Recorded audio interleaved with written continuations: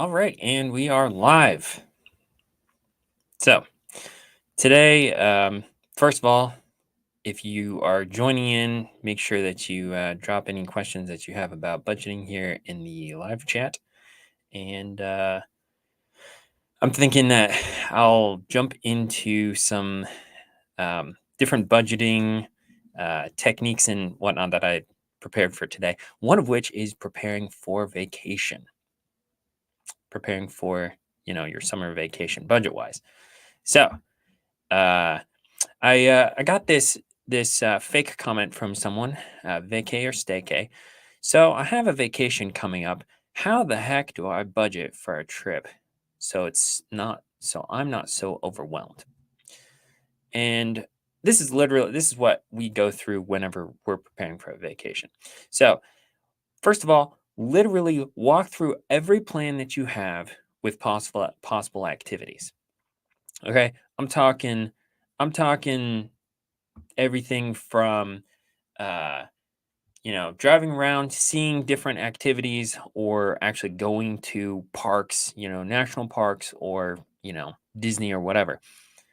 Um, Add up all of the expenses and put it together in an easy to access note. We normally put this together in a shared note on our iPhones. Um, we can put like passes and whatnot in there as well, but I generally break down everything that we're going to do with the amount that I'm expecting everything to cost. And then it's much easier to track exactly what I expect the vacation to cost prior to going on the trip. If you have jumped in, ask any budgeting questions that you have right here. Also, just let me know what your technique for budgeting is. Do you budget? If you budget, do you use a budgeting app? Do you use paper? Do you use an Excel document? Some people really aren't into Excel or spreadsheets. I I don't mind them, but I like budgeting apps. So I tend to use Every Dollar. Me and my wife. Okay, next. Make a sinking fund in your budgeting app if you have a budgeting app.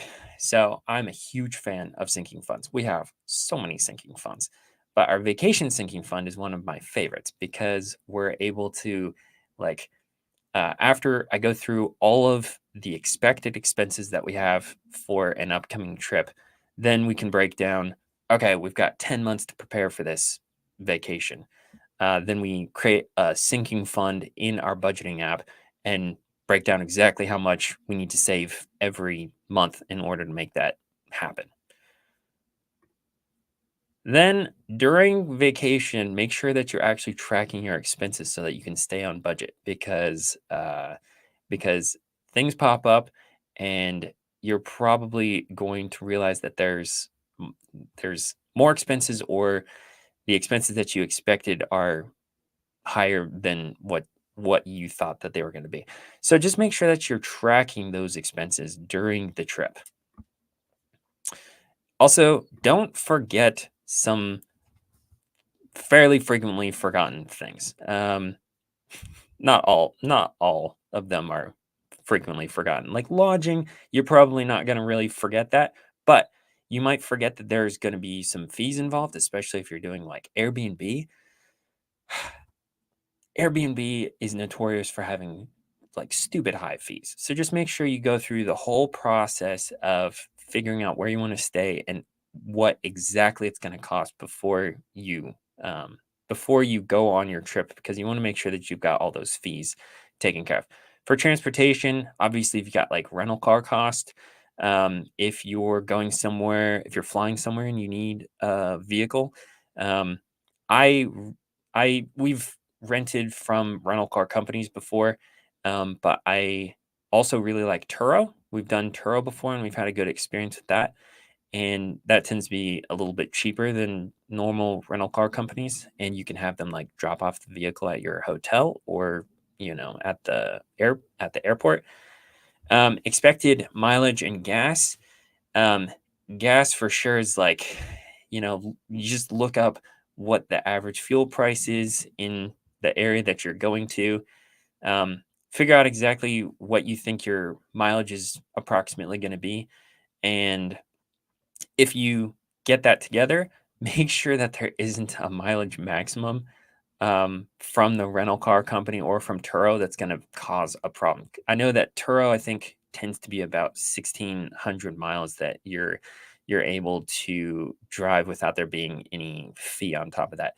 Um, a lot of the rental car companies have unlimited mileage. Some uh, and a lot of them also have like 100 miles a day. So that might cause an issue. So just be aware of some of the fees that might be involved with something like that. Airfare plus bags, you can find some pretty cheap airfare, especially on like Spirit Airlines. But the problem is they don't include any bags outside of like your personal item. And let me tell you, the personal item does not provide very much in terms of clothing. So just make sure that you have, any other bags handled that you need on whatever trip that you're taking. Food, my wife and I have gone on a trip to Utah. When we went to when we went there, we ended up staying at a bunch of hotels and we just planned out our hotel breakfasts as being part of our food for the trip. So we would eat like breakfast in the morning and then we would have snacks and stuff and then have like a late lunch or an early dinner.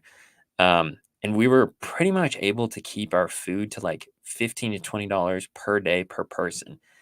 Um, we're taking a road trip in July uh, out to Colorado, and we're going to take a cooler with us, which is going to make it much easier and cheaper to handle the food because then we can just make like peanut butter and jelly sandwiches, or we can make um, meat sandwiches or something like that. And that's way cheaper than just stopping at a restaurant every time we're hungry. Don't forget about the activities that you're going to be doing. Um, there's just so many different activities that you can do on vacation. And like I said, make sure that you have all the fees accounted for it too. Souvenirs, obviously, it's pretty important to get something to remember your trip by. Passes. So we're big into seeing the national parks. So you got National Parks Pass for like $80 for the year. Um, and then other passes that you might need to go at busy times. So literally just this morning, I booked some passes for Colorado for Rocky Mountain National Park, and that has some cost. It's like $2. It's not that much, but regardless, keep that in mind. Disney, obviously, Disney or Universal, those are going to be some pretty expensive passes. So don't forget those. Miscellaneous, you're always going to have something that comes up that is um, that's going to be that's gonna hit your budget and you're not gonna realize that you needed to pay for that until you're on the trip. So just keep that in mind. And last thing, don't overspend. It's gonna be hard, but the more preparation that you make ahead of time, the easier it's gonna be to have a vacation and not feel like you're paying for it afterward. Especially if you're using credit cards, I wouldn't recommend that you use credit cards, especially if you can't afford it. Um, but don't overspend. All right. If you have just joined in, if you want to just add any questions here about budgeting that you may have, as well as let me know how you budget. If you budget, and if you do budget, if you use a budgeting app or paper or an Excel document or something like that. All right. Next, I've got another fake comment here. Okay, from Pay Yourself First. We got, hey, Chocolate Milkman, I don't have much in savings. Seems like I should prioritize that first, right? This is a very popular comment. 187 million up likes. So, I figure I should probably tackle this question. Okay, here's the problem with Pay Yourself First. It's great. The way that it's intended is to ensure that you're prioritizing savings over frivolous spending, which I like in theory. The I like this idea. However, it totally depends on what your situation is if paying yourself first is actually a good idea. So, oftentimes, paying yourself first comes at the expense of not taking care of other very important things within your budget first. Um, so, if you're in debt, yes, you should pay yourself first. You should pay yourself $1,000 first because that can act as your starter emergency fund. Now, the thing that I want you to keep in mind is that paying off debt is actually a form of paying yourself first. That's not generally something that you think of. You think of paying yourself first as, okay, we're going to put money into our savings, or we're going to put money into investing, or we're going to put money into real estate, whatever. But paying off your consumer debt is actually a form of paying yourself first. So this quote is from Mark Cuban, who is the Shark Tank guy, the owner of the Dallas Mavericks, and I mean he's got like a $4 billion net worth. So hey, you know he's a good person to take some financial advice from. But the best investment you can make is paying off your credit cards and paying off whatever debt you have. So paying off consumer pay off your consumer debt before saving or investing.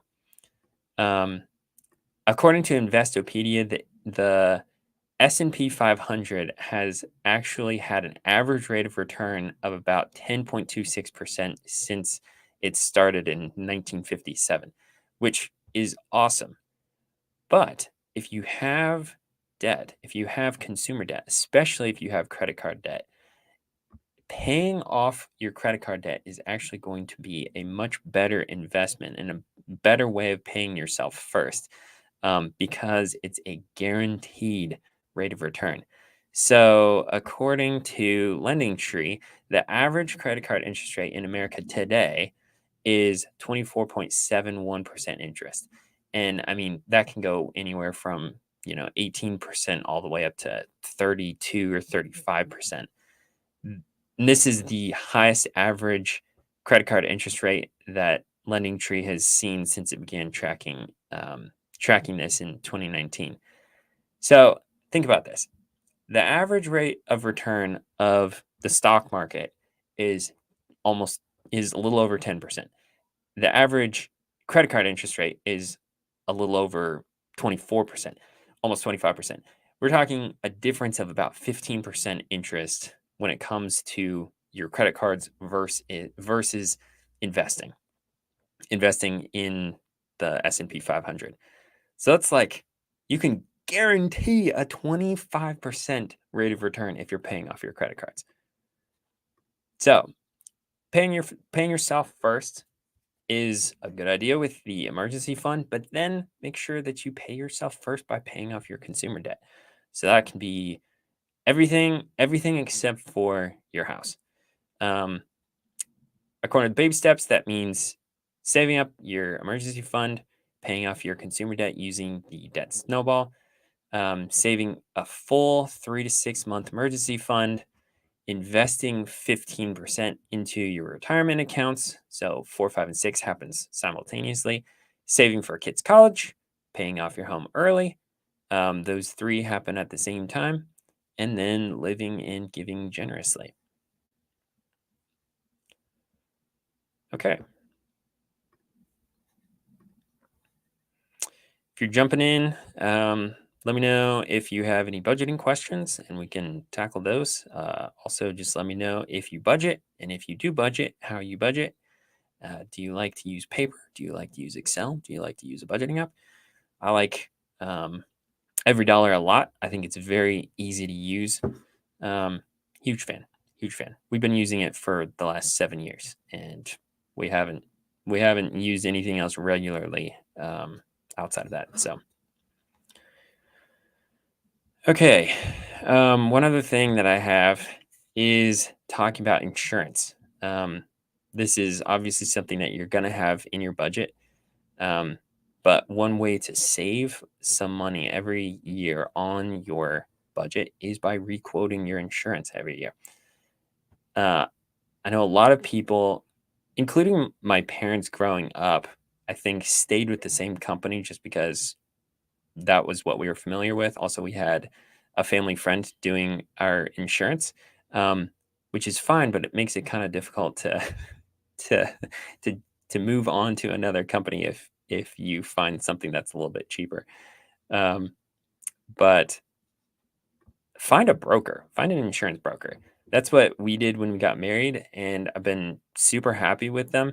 They're able to look across um, a bunch of different insurance companies and actually find exactly what we need. And you don't even have to pay a fee for it because they get a fee from the insurance company for the policy that you purchase.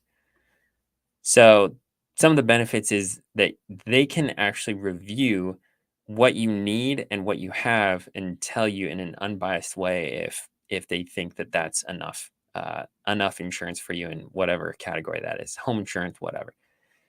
They can also find better prices for what you need. So we just switched up our insurance last month, and the insurance broker was able to find us insurance that gave us the same, if not better, coverage for the exact same price.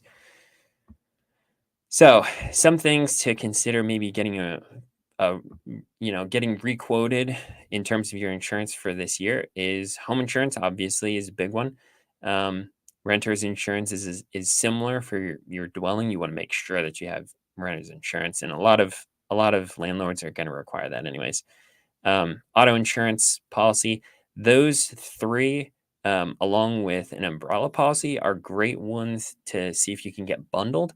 You can save quite a bit of money doing it in a bundled way, and having an insurance broker I mean, they can go through all of the options, find exactly what you need, and get that all bundled up nice for you.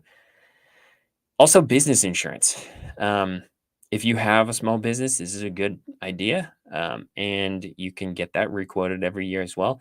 Life insurance is not necessarily something that you're probably going to get requoted every year, but it is a good idea to just check on the prices occasionally. So we've got our life insurance policy. Um, Nothing has changed health wise, and really, if I do get it requoted, I'm probably going to try to do it. Um, I'm probably going to try to requote it for not having to get a medical exam because I hate doing medical exams for something like life insurance. But it's a good idea to check just to see if there's any better prices on the life insurance. Also, identity theft protection is a form of insurance, and it's not a bad idea to check on what other options that there are. We had identity theft protection with one company, and when I started looking into it versus the offerings from another company, there were it was covering significantly less loss in terms of identity theft protection and possible theft of like our bank accounts and stuff. So we switched that up and are actually saving money at the same time. So keep in mind, cheap insurance isn't necessarily better.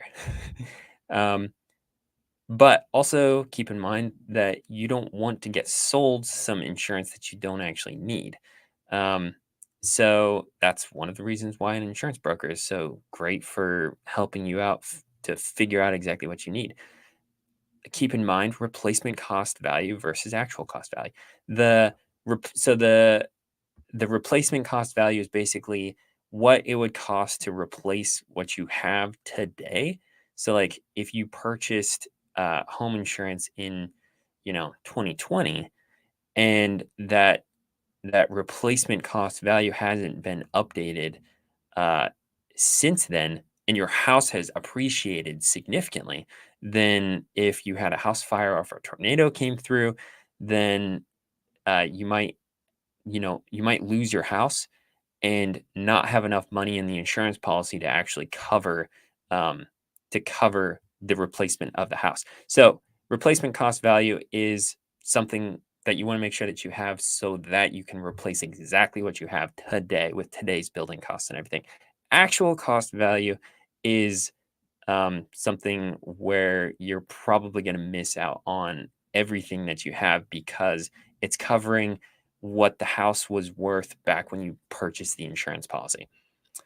Um, and then also keep in mind the age of your vehicle and what you can afford to replace. So, like if you have a much older vehicle, then it may make sense to drop the comprehensive insurance and just go with like liability. Make sure that you're covered liability wise, but maybe you're able to cover the cost of your vehicle if you get into an accident, and it was your fault, or if there was hail damage or whatever, maybe you don't need to have that comprehensive coverage. We have comprehensive coverage just because I don't want to deal with having to pay for our vehicle. And honestly, the comprehensive on our policy isn't that much more than just the liability. So, just something to keep in mind. Okay. That's pretty much all I have at the moment. Um, if you have any questions, just jump in. Um, Otherwise, we'll probably wrap this up. Um, Make sure that going into this summer that you have a lot of these yearly activities that are going to cost something, don't necessarily um, but aren't necessarily things that you may think of until the summer comes around. Put together some sinking funds and start preparing for them that way, especially vacations and like large expense items like that. Um, I think sinking funds are one of the best ways to prepare for for those large expenses that are going to happen. Once, maybe a couple times a year. So yeah, thanks for joining in. I'll probably just end this up right now, and I'm hoping to do these live streams every couple to 3 weeks. So I'll let you all know when I'm doing the next one.